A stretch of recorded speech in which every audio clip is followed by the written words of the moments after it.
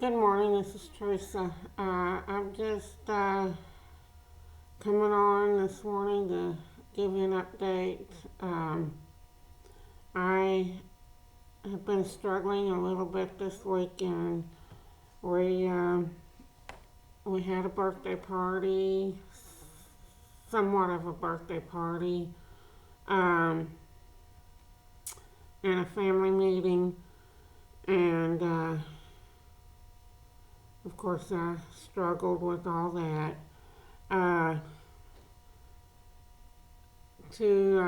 Long story short is uh, we my husband's family has decided to think about placing their mother, who is 86 years old, at the end of May, in an assisted living home, and she is not really wanting to go, so she's calling. Seems like since Thursday she's been calling my husband. I think last night made like the second or third time. Kind of a little stressful on all of us. It's uh, it's it's tough, but I am uh, jumping back on my diet plan, but I'm kind of switching the cycles up a little bit. I am instead of doing the cycle 2 food list where they